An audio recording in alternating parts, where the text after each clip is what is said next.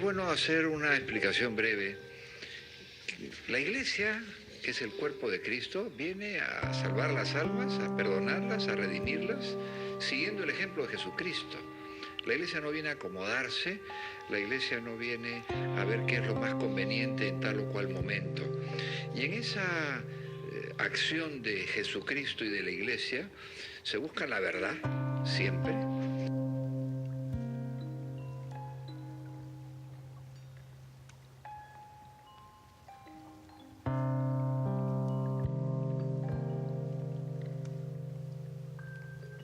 Las grandes preguntas han atravesado al ser humano desde sus inicios como ser consciente. ¿Quiénes somos? ¿A dónde vamos? ¿Hay algún sentido en esto que llamamos vida más allá de la sola supervivencia? Muchas respuestas se han esbozado para calmar esa latente angustia. Cada cultura, cada contexto histórico, incluso cada persona es susceptible de formular una. Pero, ¿qué sucede cuando una respuesta busca imponerse sobre las otras? ¿Qué sucede cuando desea autoproclamarse como la única respuesta verdadera? Las religiones organizadas dan esa respuesta. Esta es total, única y excluyente. Pueden vestirse con muchos trajes, pero tienen en común no solo el deseo de aliviar la angustia ante la incertidumbre de la vida, sino también el deseo de su autopreservación. Yo soy ejemplo de ese intento de autopreservación. Fui bautizada católica a los 2 años sin haber tenido opción de elegir la ideología que me presentaban. Fue una simple tradición social, ya que ninguno de mis padres es un religioso devoto. Toda mi niñez me presenté como católica solo por mera respuesta programada. Ya en mi adolescencia empecé a considerarme agnóstica al ver la doble moral que acompañaba a los rituales religiosos. Ver personas con actitudes de arrepentimiento que no concordaban con los actos que luego hacían, ver cómo cogían a conveniencia personal qué regla o dogma seguir y cuál no, me parecía una vil hipocresía. Desde chica me pregunté cómo las instituciones religiosas, con tanta sangre en las manos y contradicciones en los actos, han prevalecido a lo largo del tiempo. Pasaron los años y mi pregunta y mi deseo de responderla también prevalece.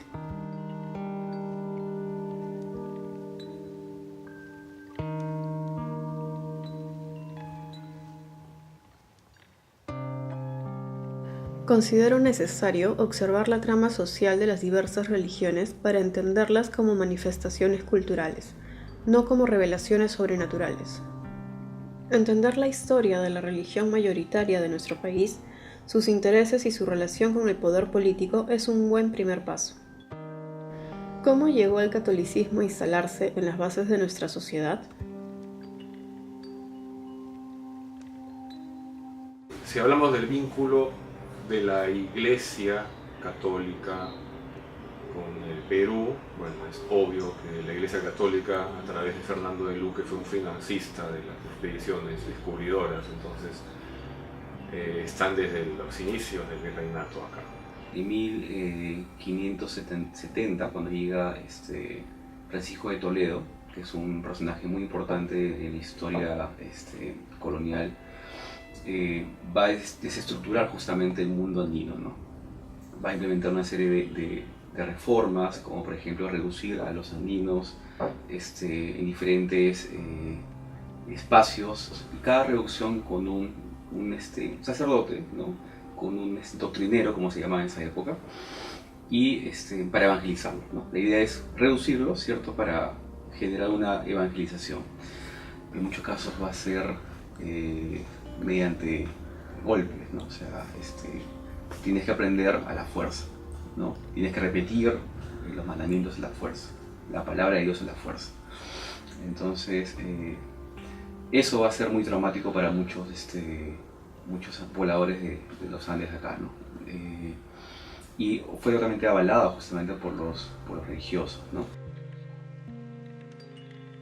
Para el siglo XVII, por ejemplo, va a aparecer lo que se llama la extirpación de idolatrías. Lo que se busca es eliminar de una vez por todas digamos, los ídolos de los hombres andinos, ¿no? Fue un proceso muy violento, ¿no? Entonces, en varias comitivas iban a diferentes regiones inspeccionando, visitando donde había tal ídolo, donde había una huaca, donde había algo que podía ser tan pequeño como una piedra, ¿no? Descubrirla y eliminarla.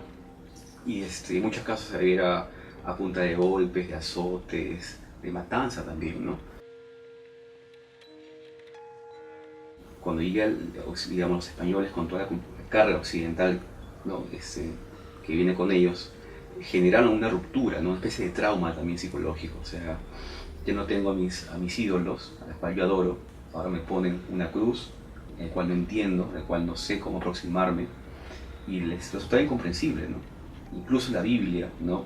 Que para ellos era como que algo demasiado abstracto, ¿no? Algo que no me habla, o sea, cómo me relaciono con un papel, ¿no? Entonces era difícil. En el siglo XVIII hay una serie de problemas en España, hay una guerra de sucesión, una casa francesa que asume el poder de España, y obviamente también los elementos franceses comienzan a filtrarse en la corona, y para después llegar justamente tanto a México como a Perú. La época de auge de persecución que fue en el siglo XVI ya no se da en el siglo XVIII. Ya tenía controlada básicamente la sociedad, pero entonces ¿qué elementos había que buscar? Y en muchos casos fue la prohibición de libros, ¿no? Sobre todo de libros ilustrados, de personas ilustradas. Entonces ahora vamos a perseguir a los lectores que se atreven a leer libros prohibidos, lecturas prohibidas, ¿no? De filósofos franceses, alemanes, ingleses, que son ateos o agnósticos, ¿no? Entonces, en el siglo XVIII la Inquisición se encargó de eso, ¿no? Ya para el siglo XIX las cosas van a cambiar, ¿no? Es una época de rupturas, ¿no? A nivel europeo. Ya se había dado la Revolución Francesa y en Europa misma hay un proceso de secularización que también obviamente se va a reflejar en América, ¿no? Entonces los ilustrados, ¿cierto?, van a comenzar a proponer justamente la ruptura, van a comenzar a pregonar la idea de establecer una diferencia en el Estado o desligar Iglesia y Estado, ¿no? Aún así, la Iglesia tiene mucho poder todavía, ¿no? En cuestiones políticas, sociales, en toma de decisiones trascendentales está muy metido, ¿no? Entonces, yo creo que, digamos, no se puede negar de que la Iglesia, digamos, se ha infiltrado. Las relaciones de la Iglesia con el Estado fueron normadas cuando este dictador Suelo, Morales Bermúdez, antes de irse del poder, pocos días antes, firma el concordato con el Vaticano. Entonces digamos que de esa manera se llega a un acuerdo entre estados, el Estado Vaticano y el Estado peruano. Eso es lo que está normando las relaciones entre Estado e Iglesia actualmente.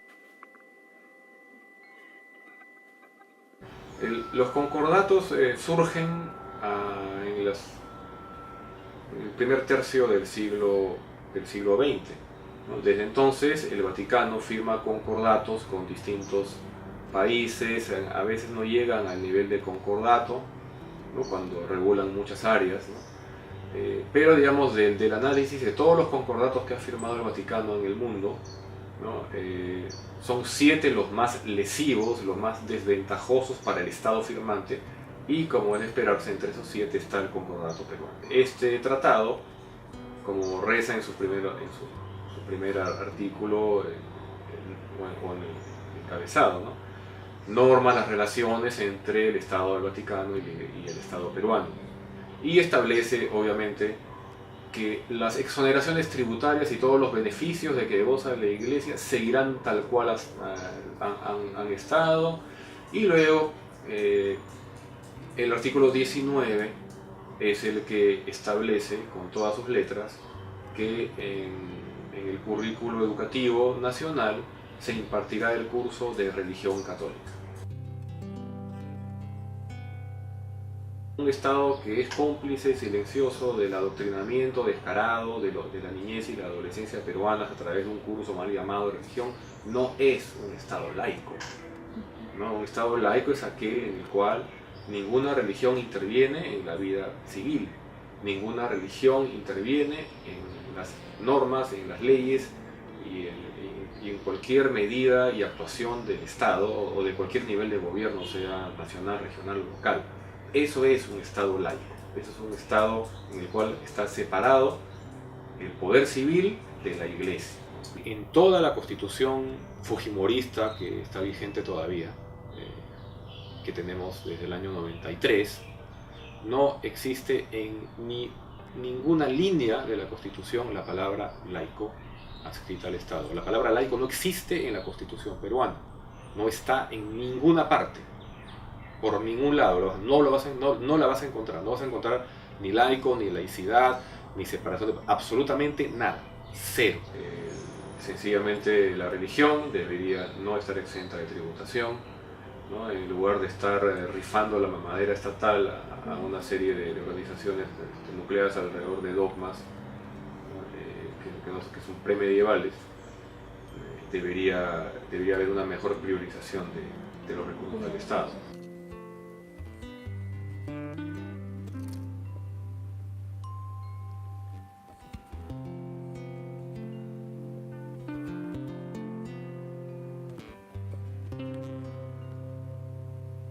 Recorriendo las instituciones educativas de Lima se observan motivos religiosos por todos lados. La mayoría de sus nombres reflejan una devoción cristiana manifiesta. La educación peruana está repleta de estas referencias. Desde muy niños, las ideas de la Virgen, Jesús, los ángeles, el cielo y el infierno circulan en nuestro imaginario social. Siendo creyentes o no creyentes, de una u otra forma, crecemos alrededor de iconografía católica y su forma particular de ver el mundo. ¿Cómo nos forma la sociedad? ¿Cómo delinea nuestras creencias desde nuestra infancia?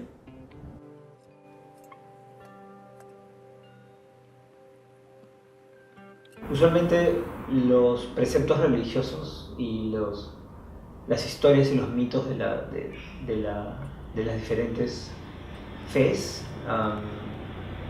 se le muestran a los niños incluso antes de que los niños comiencen a pensar, ¿no? Los niños en una etapa muy temprana reciben influencias religiosas a través de las costumbres de la casa. Un niño no tiene un concepto de la realidad como manejamos nosotros, ¿no? Un niño puede aceptar cualquier cosa, su mundo es completamente nuevo. Uno no nace con una religión, uno no se pone a pensar cuando tiene 5 años sobre dioses y cómo es Dios y cómo va a ser y qué cosa voy a creer. Uno normalmente asimila la religión que tienen sus padres, las costumbres religiosas que ves en la casa, que aprendes de ellos. Por eso es que las religiones sobreviven siglos, pero además por eso es que los hijos de los católicos son usualmente católicos, los hijos de los musulmanes son usualmente musulmanes. Todos confían en su fe porque es lo que te enseñan de pequeño. Es muy difícil quitarle a una persona ese pensamiento mágico que te introducen desde muy niño. El curso de religión, ¿no? Como lo tenemos tradicionalmente, busca catequizar a los alumnos. Entonces, obviamente no le das una información más compleja, porque imagino la finalidad es que ellos sepan lo mínimo para que tengan una fe, pues, de una manera, no sé, llevadera y pueda ser un creyente, ¿no? Promedio, ¿no? Este curso mal llamado de religión, que según hemos visto en el concordato mismo, está tipificado como curso de religión católica, porque no es religión, es catecismo católico puro y duro. Este curso es una piedra angular del adoctrinamiento de la niñez y la adolescencia peruanas. Lo que se enseña va de la mano con la catequesis. Entonces, muchos libros tienen como base obviamente la Biblia, como base la tradición de la iglesia. Es muy fuerte la dogmatización, es muy fuerte justamente el hecho de adoctrinar justamente a los niños y a los adolescentes cuando están en secundaria. Es un interés altísimo, una de las primeras prioridades de la Iglesia Católica, el aborregar a la sociedad desde la niñez, ¿no? Eso es fundamental, ¿no? Y para eso existe ese curso, ¿no? Esas enseñanzas en una cultura, por ejemplo, como la nuestra, muy pocas veces se ven corregidas. Ciertos mitos católicos o cristianos en un país muy cristiano no son criticados hasta que estás completamente indoctrinado en esa creencia, ¿no? Y tal vez nunca se ha criticado a lo largo de tu vida. yo soy convencido de que el pensamiento crítico tiene que ser justamente la punta de la lanza, ¿no? O sea, si tú enseñas religión, tienes que hacer que el alumno, la alumna sea crítica. O sea, no es simplemente, escucha, profesor, me dice esto y ya, sino que hay que incentivar a que cuestionen, a que participen, ¿no? Y una religión, una persona que sea creyente sin actitud crítica, pues es un fanático, ¿no? Si para un adulto puede ser incomprensible o descabellado, o sea, para un adolescente y un niño, me imagino, es como meter un chip en automático, mira, cree esto y punto, ¿no? Digamos, como parte de la plataforma educativa, no se puede admitir un curso en el cual la enseñanza se da por autoridad, donde las cosas se siguen porque fulanito antes las dijo, ¿no? Donde se aceptan dogmas que no tienen respaldo en evidencia, donde no existe el más mínimo resquicio para aplicar el método científico, ni el pensamiento crítico, ni las leyes de la lógica. Esas cosas, ¿no? Son totalmente, digamos, están en el campo del dogma y por lo tanto solamente se pueden enseñar a la fuerza, por imposición. Esa clase de enseñanza choca frontalmente contra cualquier enseñanza de calidad que se pretende impartir a los educandos del Perú si queremos que el país tenga una educación del siglo XXI, porque hasta el momento estamos en un esquema, no sé, semi-virreinal todavía, con intentos, ¿no? Con varios intentos, con mejoras ligeras, y que están bajo constante ataque de los grupos más insoportablemente conservadores. Por ejemplo, hay muchos que siguen la línea de este filósofo estadounidense Daniel Dennett. Él propone que se enseñen todas las religiones en los colegios, ¿no? Que se enseñen y como un curso, digamos, de corte histórico, de corte descriptivo, ¿no? Un curso que promueva, ¿no? la adoración y el seguimiento de los rituales específicos. Lo que dice Dennett es que si todas estas religiones se le enseñan a los chicos, entonces van a ver la religión como un fenómeno natural, no como un fenómeno sobrenatural, no como un objeto de adoración, de culto, de respeto, de cosas que no se merece nunca ni se merecerá jamás, ¿no? Entonces eso es una de las opciones, que sencillamente es eliminar el curso de religión y en el curso de historia agregarle, ¿no? varios puntos relacionados a la historia de las religiones, ¿no? que ya existe, ¿no? De alguna manera te enseña cuál es la realidad, ¿no? La realidad no solamente es la religión cristiana, sino hay otras, ¿no? Otras religiones, otras variantes también, y permite conocer, ¿no? Y yo creo que eso también genera tolerancia, ¿no? O sea, conocer un poco más, discutir también las posturas que puede haber de una y otra, porque hay mucha diferencia, ¿no? Tienen como base un mismo punto o diferentes raíces, o sea, eso de alguna manera genera pues una mayor apertura y un mayor diálogo, ¿no? La otra opción, digamos, es reemplazar el curso por digamos, hacer regresar el curso de filosofía, que no debería haberse quitado. La persona que puede dictar religión tiene que tener mínimo una base filosófica y que no sea una filosofía sujeta o sometida a la religión, sino que sea capaz de cuestionar. Un curso que incluya mucho de pensamiento crítico, que hable de la lógica, ¿no? Y que también incida mucho en aspectos de ética. No puedes enseñar religión, ¿no? Si es que no cuestionas la realidad misma, ¿no? Entonces creo que la filosofía ayuda muchísimo a tener una aproximación mucho más amplia e incluso más tolerante, ¿no? ¿Cuántos profesores de religión realmente conocen más otras realidades culturales que pueda ayudar a complejizar el panorama, ¿no? A veces se piensa que las cosas son A y B, cuando puede ser de todo el abecedario, ¿no? El pensamiento crítico y la ética deberían estar específicamente, ¿no? incluidos en el DSN. Eso definitivamente sería beneficioso.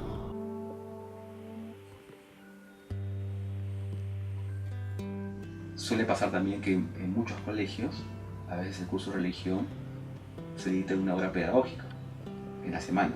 Entonces no puedes avanzar mucho, ¿no? Si quieres complejizar el tema, si quieres cuestionar otras cosas, posiblemente generar debates, controversias e discusiones con los alumnos, se te agota el tiempo. Para los que enseñan una religión católica, ese tiempo reducido, o sea, basta, porque ya es un curso que se enseña desde primaria. Entonces es como que retroalimentar constantemente la religión, constantemente los dogmas, constantemente la fe, constantemente la tradición, constantemente ciertas normas, etcétera, etcétera, ¿no? Mientras que si tú quieres un curso de religión que vaya a apunte a una historia de las religiones o una discusión de otras religiones, sí demanda, intelectualmente hablando, demanda más tiempo, ¿no? Si la currícula te plantea solamente, ¿sabes qué? Máximo 2 horas a la semana, no puedes desarrollar mucho tampoco. Lo concreto es que tendrían que aumentarse las horas, porque sabemos que el Perú está a la cola en la cantidad de horas dictadas en las clases en el colegio. Entonces probablemente un cambio de este tipo pudiera dar entrada a cursos de esta naturaleza.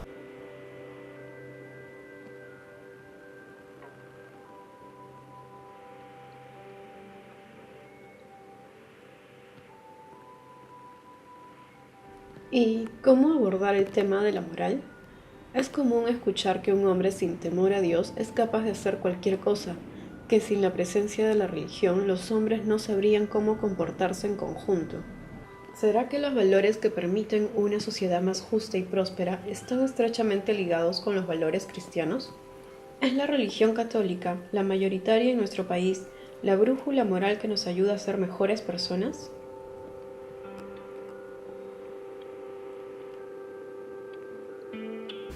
No dependes de una religión para tener una formación moral. La moral es la capacidad de nosotros de poder encontrar qué cosa es bueno y qué cosa es malo, identificarlo en nuestra manera de actuar, y el beneficio es que el grupo sobreviva. La solidaridad, el vivir en sociedad, ¿no? El no dejar a otros atrás, no solamente es algo que suena bien, es algo que es parte de la naturaleza biológica del Homo sapiens. Los estudios más recientes sobre moral en personas y animales han encontrado que probablemente la moral es un tema evolutivo, es algo necesario en los grupos de animales sociales. Nosotros como animales sociales compartimos esa característica con otros animales. Nosotros somos primates y los primates somos mamíferos, y los mamíferos en su inmensa mayoría son animales sociales, están dotados de una individualidad, pero en grupo logran una identidad grupal también bastante notoria. Entonces eso es algo, digamos, que no es una clase de manifiesto ideológico, eso es ciencia, ¿no? Y es algo que está cada vez más pulido, y que es un tema muy interesante, que hay mucha literatura al respecto que se debería buscar, pero definitivamente la moralidad no le pertenece a la religión. La religión lo que hace es establecer un código. No te dice, piensa bien las cosas, decide lo que es mejor para el grupo. Normalmente te da una lista de cosas. Esa lista de cosas normalmente desciende de la moral de la época. Si la Biblia dice no matarás, es porque en la época ya habían descubierto que no es muy útil que el grupo se esté matando. Entonces lo pongo en la lista. En la Biblia no se hace mención, por ejemplo, a lo malo que es la esclavitud, porque la decisión moral que tuvimos como sociedad humana de que la esclavitud estaba mal es en realidad del siglo XIX. Para nosotros sería inconcebible en este momento que alguien escriba un libro que diga que la esclavitud está bien, o que no lo prohíba, ¿no? Entonces, no es tan cercana la relación entre la religión y la moral. Es como comparar la persona que da el discurso y la persona que toma notas del discurso. O sea, hay cosas muy básicas, ¿no?, que no enseña la religión, ¿no?, como respetar a una persona, como solidarizarse con una persona, ¿no? Y eso obviamente lo vas aprendiendo en el día a día. Ahora, eso no necesitas tener una base cristiana para llegar a eso, ¿no? La gente diciendo, necesito la religión porque si no, no voy a aprender temas de moral. Consecuencia de que por siglos hemos enseñado a la gente que estas son las reglas, ¿no? Nuestro grupo tiene estas reglas porque lo dice nuestro libro sagrado. Para decepción de los fanáticos religiosos, la moral no es algo que viene impuesto desde arriba por un amiguito imaginario sobrenatural. La moral es realmente algo que viene desde abajo como producto de la evolución de las especies. Todos tenemos una moral que aprendemos en nuestras casas, en la vida social, en relaciones amicales o de pareja y de amigos. La iglesia en realidad nos enseña muy poco a distinguir lo que está bien de lo que está mal.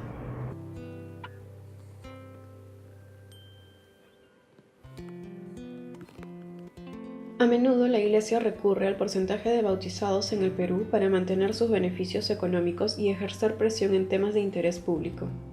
Una amplia mayoría de supuestos católicos respaldan su agenda en temas sociales, culturales y políticos. Pero, ¿las cifras de católicos en el Perú realmente concuerdan con el número de practicantes o siquiera creyentes en los imperativos de la Iglesia? Hallé en el acto de apostatar la mejor opción para concretar mi disconformidad. Es una de las respuestas que buscaba.